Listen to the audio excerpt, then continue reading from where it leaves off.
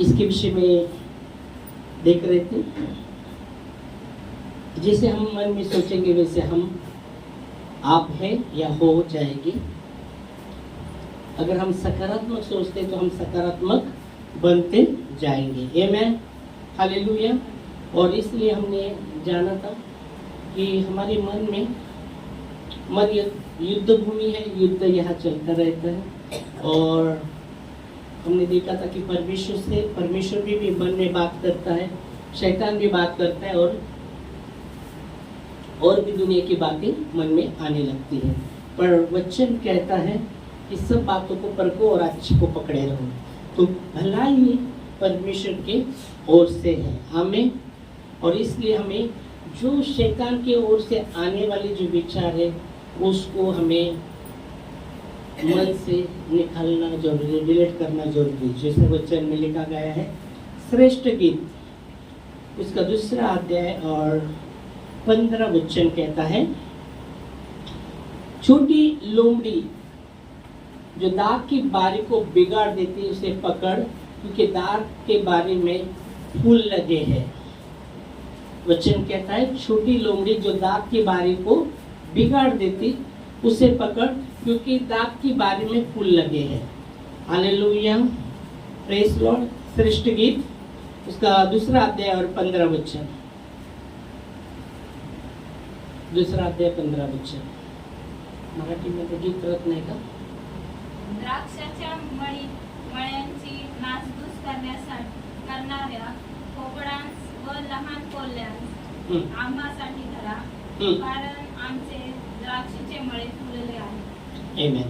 तो हिंदी में लिखा गया, छोटी लोमड़ी जो दाग की बारी को बिगाड़ देती है उसे पकड़, क्योंकि दाग की बारी में फूल लगे हैं। आमीन, हालेलुया।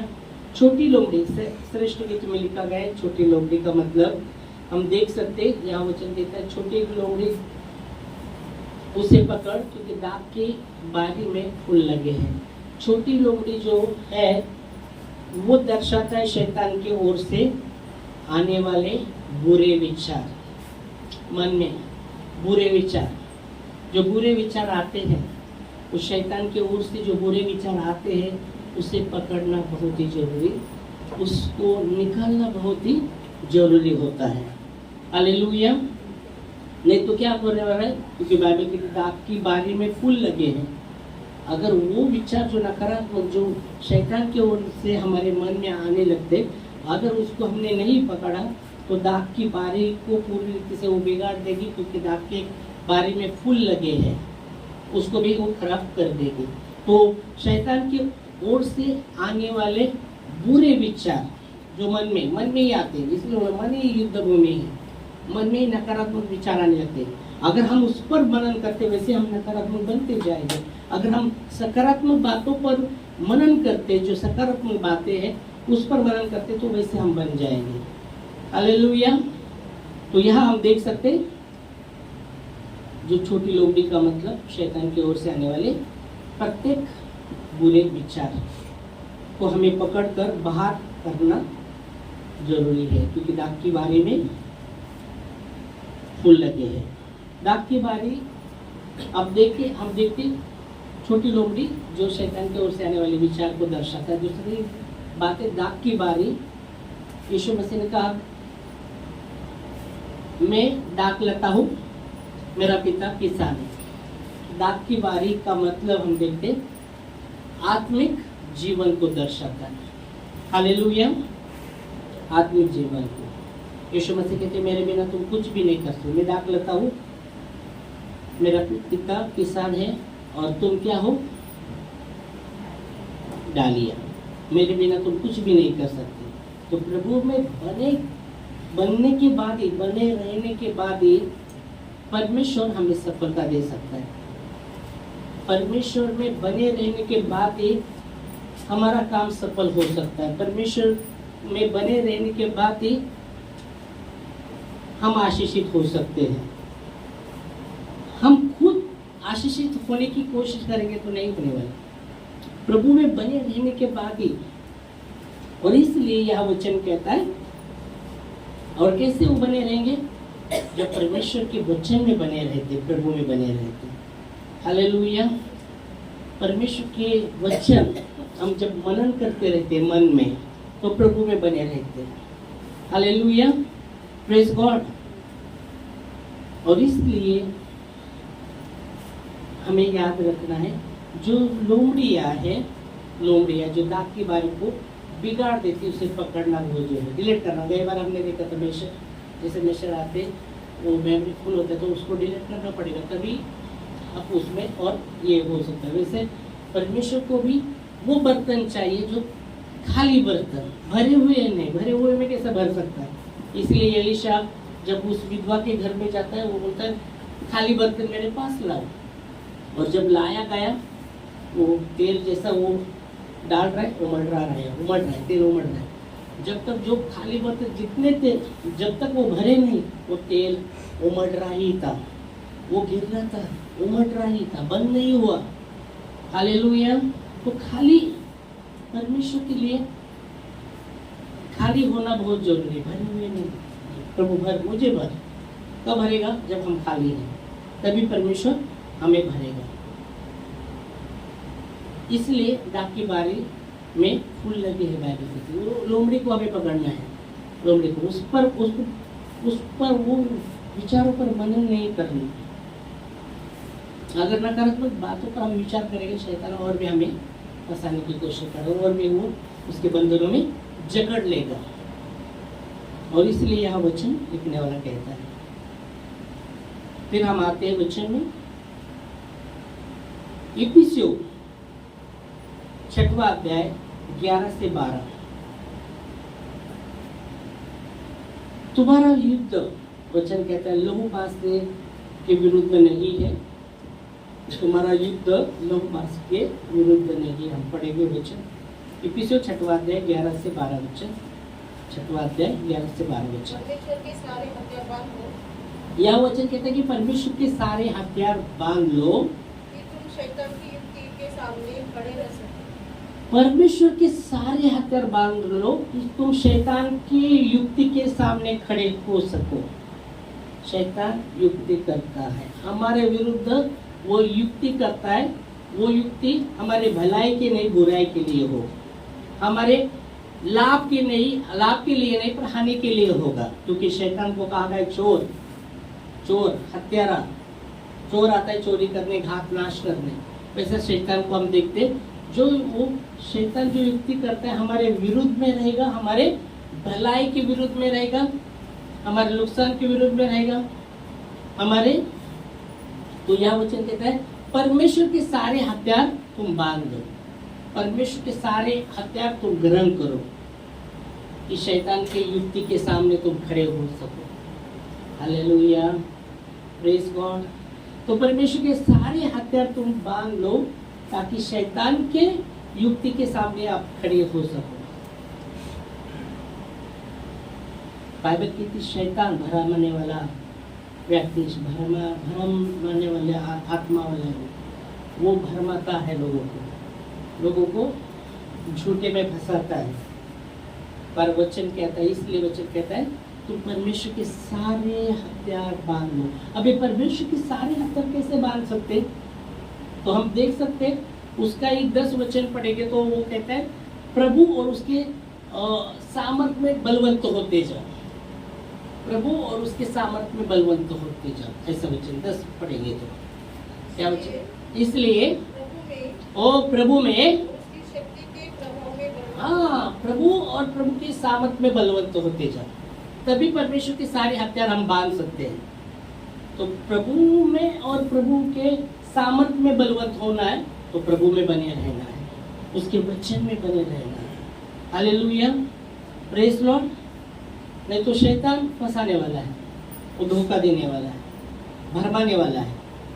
तो यह वचन कहता है इसलिए कि परमेश्वर के सारे हथियार तुम बांध लो, कि शैतान की युक्ति के सामने तुम खड़े हो सको। 12 वचन, 11 पढ़ा पूरा? हाँ, 12 भी पढ़ो। क्योंकि हमारा ये अमर युद्ध, हमारा ये अमल युद्ध, क्योंकि हमारा ये युद्ध, अमल युद्ध लहू और मांस से नहीं, लहू मांस से नहीं है। हमारा युद्ध लहू और मांस से नहीं है। लहू मांस से नहीं है। मैंने बोला हमारा युद्ध गई बार भी बोला लहू मांस के विरुद्ध नहीं, और उसके पीछे जो अंधकार का सावर काम करता है उसके विरुद्ध है। उसके विरुद्ध जो उसके पीछे जो काम करता है उसके विरुद्ध है। वो मनुष्य के साथ हमारा युद्ध नहीं है, लहू मांस के साथ युद्ध नहीं है, पर उसके पीछे जो काम कर रहे जो शैतान उसकी सेना उसके विरुद्ध है। फिर आगे 12 पूरा पढ़ा, 12 पूरा। परंतु प्रधानों से और अधिकारियों से और इस संसार के अंधकार के हाकिम से इस संसार के अंधकार के हाकिम के साथ और इस दुष्टता की आत्मिक सेना से वो दुष्टता की आत्मिक सेना से जो आकाश में है। हमारा युद्ध किसके साथ है? लहू मांस के साथ नहीं, किसी मनुष्य के साथ नहीं। हमारा युद्ध वो अंधकार के हाकिम के साथ है, शैतान के साथ है, उसकी सेना के साथ है। हालेलुया। इसलिए बाइबल कहती है कि परमेश्वर के सामने हथियार बांध लो ताकि तुम शैतान की युक्ति के सामने खड़े हो सको। हालेलुया। अगर परमेश्वर में हम बने नहीं रहते, परमेश्वर के हथियार अगर हमारे पास नहीं रहते, प्रभु और प्रभु के सामर्थ्य हम बने नहीं रहते, तो शैतान तो फंसाने वाला है, धोखा देने वाला है, भरमाने वाला है। शैतान भरमाता है लोगों को। और इसलिए जो शैतान युक्ति करता है उस युक्ति के सामने हम खड़े हो सको। हालेलुया। और इसलिए प्रभु और प्रभु के सामर्थ्य में हमें बलवंत होते जाना। आमीन। इसलिए बाइबल की रोमियो 12:2 इस संसार के सदृश न हो और तुम्हारे मन के नए होने से तुम्हारा चाल चलन बदलता जाए, जिससे परमेश्वर की भली और भाव की जो इच्छा है तुम पता करते रहो। हालेलुया। इस संसार के सदृश न बनो। इस संसार के तो तरीके संसार में जो लोग हैं उनके जो दो तरीके उसके सम्मुख उसके जैसे मत बनो। क्या वचन कहता है? पढ़ सकते हैं। इस संसार के स्वरूप न बनो। इस संसार का जो स्वरूप है, बाइबल कहती है संसार में हमें रखा है पर संसार से हमें अलग किया है। आमीन। Hallelujah. Praise Lord, praise Lord, hallelujah. क्या बोल रहे वचन? इस संसार के सदृश न बनो। इस संसार के कैसे ना बनो? इस संसार के सदृश न बनो। मराठीमध्ये कसं आहे?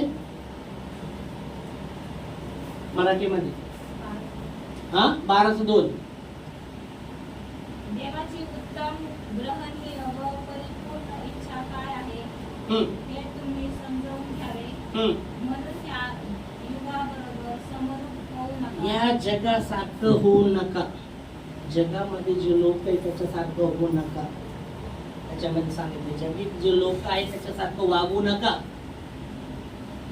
जगह उसके साथ जैसे इस संसार के सदृश न बनो, मतलब उसके उनके तो तरीके वो जैसे जीवन जीते वैसे तुम जीवन मत जियो। संसार में परमेश्वर ने हमें रखा है पर संसार से चुन लिया है, संसार से अलग किया है। और बहुत बार हम क्या करते हैं, संसार जैसे हम चलने लगते हैं।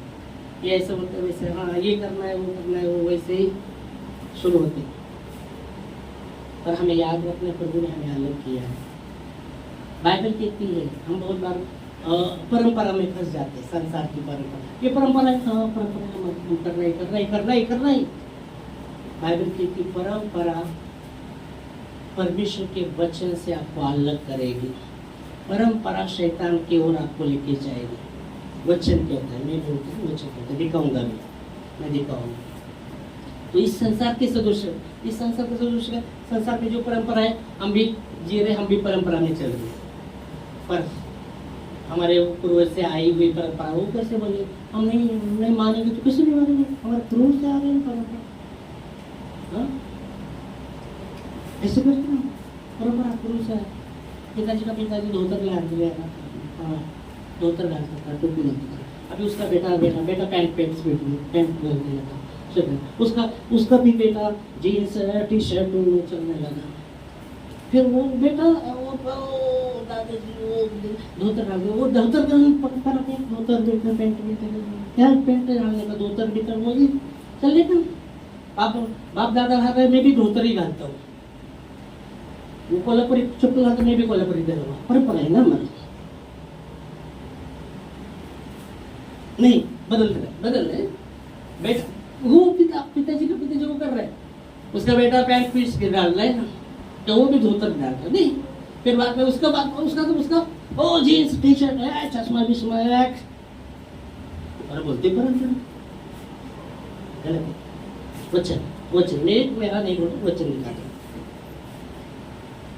मत्ते देखो परंपरा क्या करती है और इसलिए ये वचन जब आ रहा है तो आपको समझना है हमें समझना है इस पर मैंने बहुत सा सोचा है मत्ते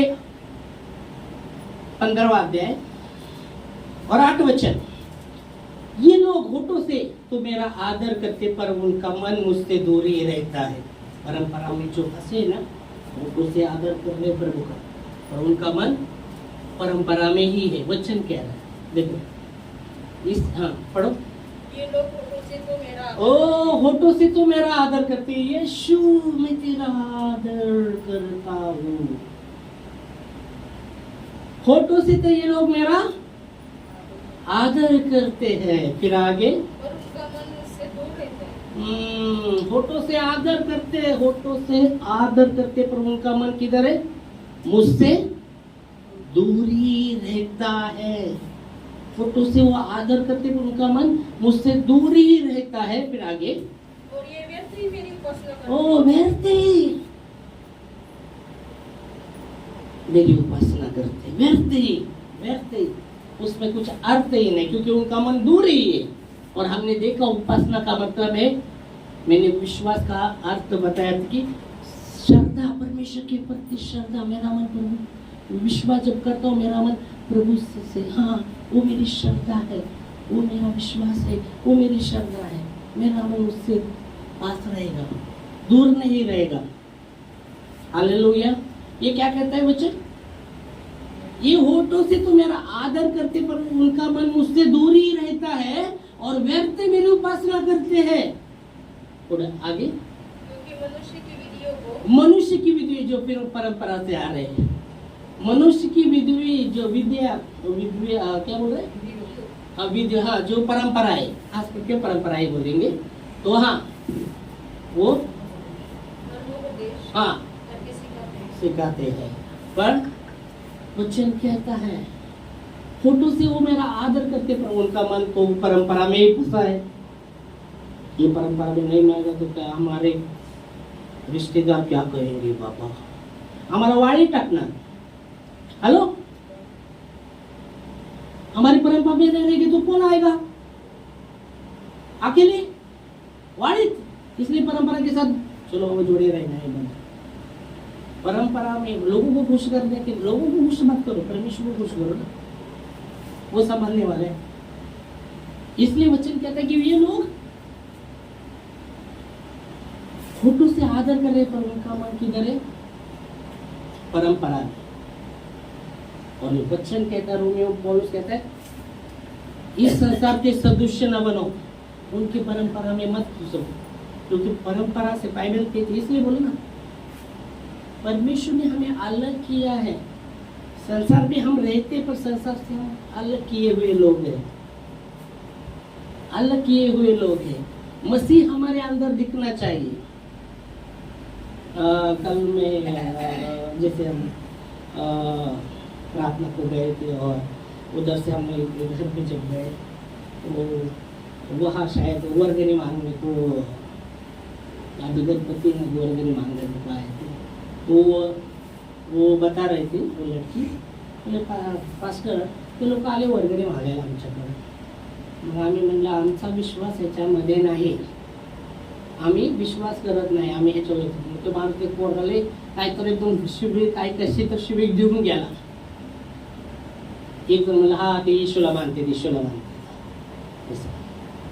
हे काय तर बोलून गेला मला असं नाही बोलणे का की आमचा विश्वास ह्याच्यामध्ये नाही आम्ही देत नाही म्हणायचं आपण म्हणलं त्याला की आमचा विश्वास ह्याच्यामध्ये नाही, पण त्याला पण दुःख लागतं ना.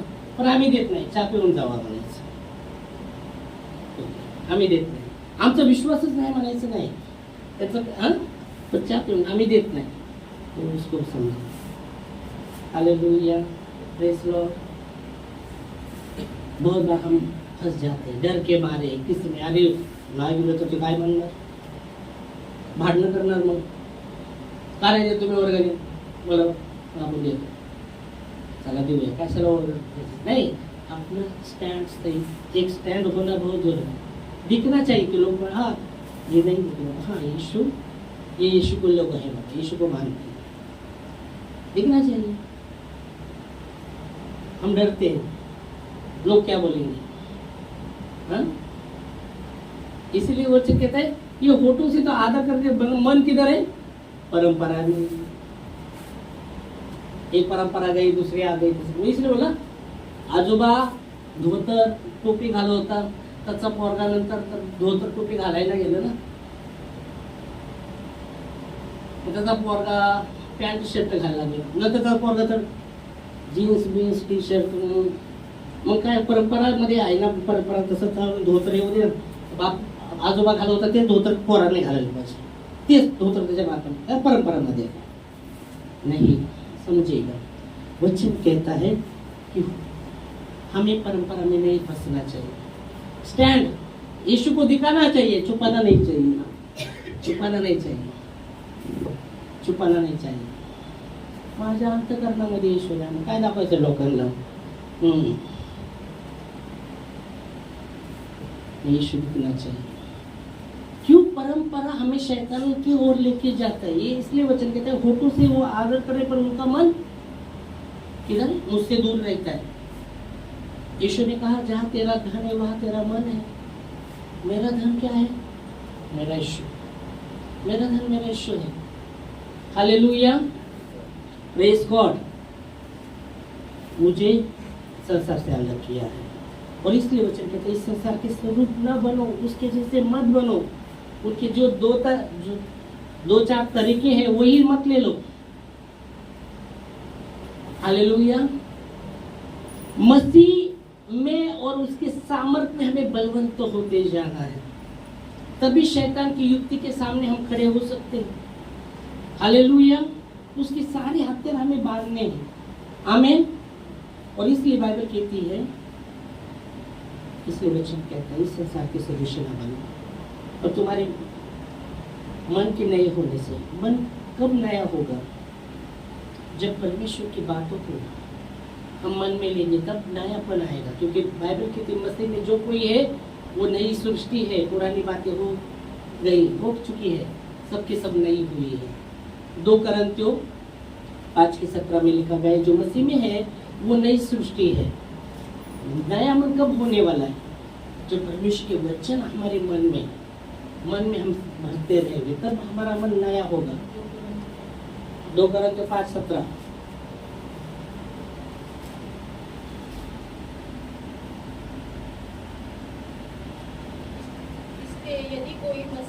इसलिए यदि कोई मसीह में है तो वो नई सृष्टि है. वो पुरानी सृष्टि है क्या, जो कोई मसीह में है वो क्या है, नई सृष्टि. जो कोणी देवामध्ये आहे तो नवीन उत्पत्ती, मराठीमध्ये नवीन सृष्टी उत्पत्ती झाला आहे, नवीन तो झाला आहे. जो ख्रिस्तामध्ये आहे तो नवीन सृष्टी आहे.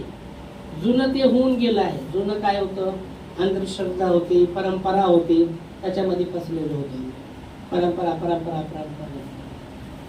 करायलाच पाहिजे, नाही केलं तर बाबा हाँ परंपरा नहीं. मसीह ने परंपरा से हमें अलग किया है, व्यवस्था से अलग किया है. Hallelujah, praise Lord. तो यह वचन कहता है ख्रिस्तामध्ये जो कोणी आहे, मसीह में जो कोई है नई सृष्टि, पुरानी बातें बीत गई है. फिर आगे देखो सब बातें नई हो गई. देखो मसीह में जो कोई आहे, आज जर मी ख्रिस्तामध्ये आहे, मला जाणणं आहे मी नवीन सृष्टी आहे. ख्रिस्तामध्ये आम्ही जे आहे तर आम्हाला जाणणं आहे आम्ही नवीन सृष्टी आहे. जुनं ते होऊन गेले. हालेलुया. परंपरा से हमें प्रभु ने छुड़ाया है. तो परम इसलिए बाइबल कहती है मसीह ने तुम्हें स्वतंत्र के लिए स्वतंत्र किया. फिर से 9 जूतों में जो ख्रिस्ताने तुम्हाला स्वातंत्र्यासाठी स्वतंत्र केलं आहे, त्याच्यात राहा, परत गुलामीमध्ये नका अडकू. शैतानाच्या गुलामगिरीमध्ये अडकून नका. वचन पाहूया.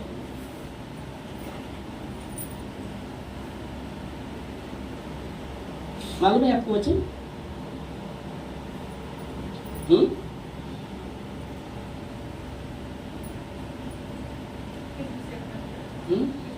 मैं बताता हूं.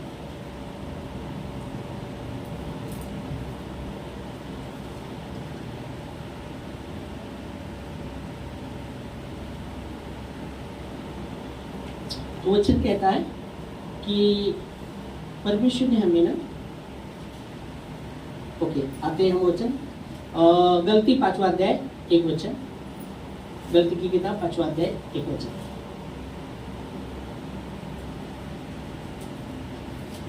मसीह ने स्वतंत्र के लिए हमें स्वतंत्र किया, अंत इसमें स्थिर रहो और गुलाम के जुए से फिर से ना जियो.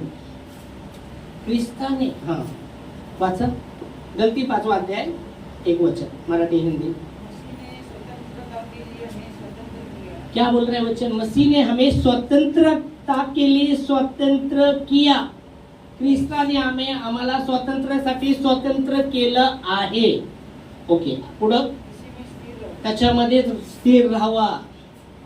मसीह में स्थिर रहो, परंपरा में मत जो. मसीह में स्थिर रहो. हाँ दासवत जो परंपरा. बायबल सांगतो जे देवावर प्रेम करतं त्याच्या हजारो पिढीवर दया करणं. जे देवाचा द्वेष करतंय त्याच्या 7 पिढीवर श्राप येतात. माहिती वचनामध्ये लिहिलं. जो उससे प्रेम करते हैं उनके 1000 पीढ़ी पर वो दया कर रहे हैं. आमीन. जो प्रभु से प्रेम करते हैं. वचन कहते मसीह ने तुम्हें मुझे स्वतंत्र के लिए स्वतंत्र किया है. व्यवस्था के वो परंपरा से छुड़ाया है. त्यांनी माझ्यासाठी तुमच्यासाठी त्या परंपरा सोडण्यासाठी आमच्यासाठी त्याने रक्त वाहिलं आहे. मग परत परंपरामध्ये कशाला अडकायचं आहे? ख्रिस्ताने आम्हाला काढलं आहे त्याच्यातून. पर बहुत बार हम क्या होते हैं, हमारा परंपरा नहीं. मसीह में हम स्वतंत्र किए गए हैं. मसीह में हमें स्वतंत्र किया है. मसीह ने स्वतंत्र के लिए हमें स्वतंत्र किया है.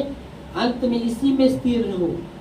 त्याच्यामध्ये अगर आम्ही स्थिर राहणार आहे तर इथं वचन कहता है परत आम्ही गुलामगिरीमध्ये अडकणार. और गुलाम के जुए में फिर से ना जो. मतलब अगर ख्रिस्तामध्ये आम्ही स्थिर राहत नाही तर गुलामगिरीमध्ये आम्ही पुन्हा अडकणार आहे. देवापासून परंपरा आम्हाला देवापासून दूर करणार आहे. शैतानचं मोठं हत्यार ते आहे. कारण की मी ह्या वचनात ते मत्ते 15वां अध्याय. हे फोटो से मेरा आदर करते पर उनका मन उसे मेरे से दूर रहता है. ये व्यक्ति ही मेरी उपासना करते हैं जो विधियों को, मनुष्य की विधियों को उपदेश बोलते सिखाते नहीं. परमेश्वरची जी विद्या आहे ती विद्या आहे. देवाचं वचन सांगतं तू मेरे वचन की ओर मन लगाएगा, जो मेरी आज्ञा है उसका तू पालन करेगा. ओ ध्यान रखकर उसका पालन करेगा. मेरी जो विधिया है उसको तू मानेगा तो मिस्र पर जितने रोग आए एक पर तुझ पर नहीं आएगा. मैं एक चंगा करने वाला यहोवा हूँ. आमेन. निर्गमन 15:26 मध्ये म्हटलं आहे. बघा त्याची विद्या मसीह मध्ये आपण ढालना जरूर है. मसीह में हमें बने रहना जरूरी है. जब हम मसीह में बने रहते वो स्थिर. वचन कहता है स्वतंत्र के लिए मसीह ने हमें स्वतंत्र किया, उसी में स्थिर रहो. फिर से दासत्व के जुए में मत फंसो, गुलामगिरी के जुए में मत फंसो. तो यह वचन कहते हैं कैसे हम मसीह में स्थिर रह सकते. तो यह वचन कहता है यदि तू अपने यहोवा परमेश्वर का वचन, निर्गमन 15:26 में लिखा गया है, यदि तू अपने यहोवा का वचन तन मन से सुने. वो कहता है ये होठों से आदर करते पर मन उनका मुझसे दूर रहता है। यह वचन कहता है यदि तू यहोवा का वचन तन मन से सुने, फिर आगे जो उसकी दृष्टि में उचित है वही करे, करे और उसकी आज्ञा पर कान लगाए, उसके आज्ञा पर कान लगाए, और उसकी सब विधियों को माने। सब विधि, किसकी? मनुष्य की विधि नहीं, यीशु मसीह की विधि, परमेश्वर की विधि को, सब विधि को माने। अभी मनुष्य की विधि परमेश्वर की विधि के विरुद्ध में है। एक तो हम परमेश्वर की विधि को मानेंगे, नहीं तो मनुष्य की विधि मानेंगे। मतलब मनुष्य की विधि मतलब शैतान की विधि आ गई उसमें। परमेश्वर की सब विधि को माने। हाँ, तो जितने रोग मैंने मिस्रियों पर भेजे, जितने रोग मैंने मिस्री पर भेजे हैं, उनमें से एक भी तुझ पर नहीं आएगा, कि मैं चंगा करने वाला यहोवा हूँ, मैं यहोवा राफा हूँ। आमीन। और इसलिए वचन कहता है मसीह ने हमें स्वतंत्र के लिए स्वतंत्र किया है, उसी में स्थिर रहो, गुलामगिरी के जुए में मत फंसो, शैतान भरमाने वाला है। इसलिए बाइबल कहती है परमेश्वर के सारे हथियार बांध लो, शैतान की युक्ति के सामने आप खड़े हो सको। इसलिए प्रभु और उसके सामर्थ में बलवंत होते जाओ। आमीन, हालेलुया। यह वचन कहता है, इसलिए बाइबल कहती है जो परमेश्वर से प्रेम करते उनके 1000 पीढ़ी पर वो दया करता है। 1000 पीढ़ी पर वो दया करने वाला परमेश्वर। और जो परमेश्वर से नफरत करते हैं, परमेश्वर को नफरत करते, उसके आज्ञा के वो ध्यान नहीं देते, उसके विरुद्ध में चलते, आगे के विरुद्ध में चलते, वो नफरत ही है, वो प्रेम नहीं है। आगे के विरुद्ध चलना, परमेश्वर के विरुद्ध चलना, वो नफरत करने जैसा है। उनके 7 पीढ़ी पर श्राप आएगा। 7 पीढ़ी पर एक पीढ़ी गया श्राप से, दूसरा भी पीढ़ी वैसे ही जाने वाला है, तीसरा भी पीढ़ी जाने वाला है, चौथा भी पीढ़ी जाने वाला है, 5वां भी पीढ़ी जाने वाला है, 6वां भी पीढ़ी जाने वाला है, 7वां भी पीढ़ी जाने वाला है। शैतान उसको कानूनी हक मिला है, उसको हक मिलता है। पर जो आप प्रभु से प्रेम करते हैं, आपके 1000 पीढ़ी पर, आपके परिवार के 1000 पीढ़ी पर दया करेंगे, उससे प्रेम करना, उसमें बने रहना, प्रभु में बने रहना। इसलिए वचन कहता है मसीह ने हमें स्वतंत्र के लिए स्वतंत्र किया, उसमें स्थिर रहो, फिर से गुलामगिरी के जुए में मत फंसो। हालेलुया। यीशु मसीह ने कहा मेरा जुआ आप पर लो, मेरा जुआ हल्का है, मेरा जुआ आप पर ले लो, मेरा जुआ सहज है, मुझे हल्का है, और मुझसे सीखो, मैं मन का नम्र और दीन हूँ, और तुम अपने मन में विश्राम पाओगे, मन नया हो जाएगा। इस संसार के सदृश्य न बनोगे, तुम्हारे मन के नए होने से तुम्हारा चाल चलन बदलता जाए, जिससे परमेश्वर की कैसी इच्छा है? भली आमीन, भली, भावती और सिद्ध इच्छा। वो इच्छा जो करता है वो सिद्ध है। आमीन। और इसलिए मन युद्ध भूमि है, यहाँ ही युद्ध चल रहा है। इसलिए श्रेष्ठ गीत वाला कहता है कि जो छोटी लोमड़ियां है, जो दाग की बारी को बिगाड़ देती है, उसे पकड़, क्योंकि हमारे दाग के बारे में फूल लगे हैं। हालेलुया। छोटी लोमड़ियां जो शैतान की ओर से आने वाले नकारात्मक विचार, बुरे विचार, उससे निकालना है, उसको निकालना बहुत जरूरी है, उस पर वर्णन नहीं करना। मसीह ने मुझे अलग किया है, संसार में मैं हूँ और संसार जैसा मैं नहीं हूँ, मैं अलग हूँ। मसीह मुझ में रहता है, मसीह हम में रहता है। अगर मसीह हम में रहता है, हम परंपरा में भाग लेंगे, परंपरा करते रहेंगे। मसीह ने किया परंपरा, स्टैंड एकदम ही, मसीह मुझ में है, मसीह मेरे अंदर रहता है, परंपरा में नहीं फंसेगा। मसीह ने हमें परंपरा से अलग किया है। आमीन, हालेलुया। और वचन कहता है मेरा वचन निर्गमन में 1000 पीढ़ी पर दया करने वाला परमेश्वर है, जो प्रभु से प्रेम करते हैं उनके 1000 पीढ़ी पर दया करेगा। हालेलुया। सिर्फ एक पीढ़ी के विषय में बात नहीं कर रहा, 7 पीढ़ी पर श्राप आता है तो परमेश्वर से प्रेम करते हैं, उसके 1000 पीढ़ी पर वो दया करेगा, दया में चलेगा परमेश्वर। अगर उसकी पीढ़ी से कोई दूसरी तीसरी पीढ़ी अगर विरोध में भी चले फिर भी दया में परमेश्वर उसको चलाएगा, क्योंकि ये बाबा इसके कारण उसका पीढ़ी आशीर्वादित होगा, है ना। श्राप भी बहते हैं वैसे आशीष भी बहते रहते हैं, मालूम है, ऊपर से आशीष बहते रहते हैं, ऊपर ऊपर ऊपर ऐसे। Hallelujah, praise Lord. तो प्रभु को धन्यवाद देंगे इस वचन के लिए। इस समय आज ही इधर ही रुकेंगे, अगली बार और भी हम उतरेंगे, क्योंकि हमारा विषय यही चल रहा है, 3 हफ्ते से चल रहा है, जैसे वचन हम देख रहे हैं मन के विषय में। हालेलुया। इस समय हम खड़े होंगे और प्रभु को धन्यवाद देंगे उसके वचन के लिए। धन्यवाद देते खुदावंत परमेश्वर, तू भला है, तेरी भलाई सदा के लिए है। जो आपसे प्रेम करते उनके 1000 पीढ़ी पर तो आप दया करते, और जो आपको खोजते हैं उनके 7 पीढ़ी पर श्राप बहते रहते हैं। और आपका वचन कहता है, यदि तू मेरा वचन तन मन से सुनेगा, ओ मेरी विधि की ओर ध्यान देगा, मेरी सब आज्ञा का पालन करेगा, जितने मिस्र पर रोग भेजे एक भी रोग तुझ पर नहीं आएगा, क्योंकि मैं तेरा चंगा करने वाला यहोवा हूँ। धन्यवाद देते खुदा, धन्यवाद देते। मसीह में जो कोई है वो नई सृष्टि है, पुरानी बातें बीत गई है, वो सब कुछ नई हुई है। तो धन्यवाद देते प्रभु।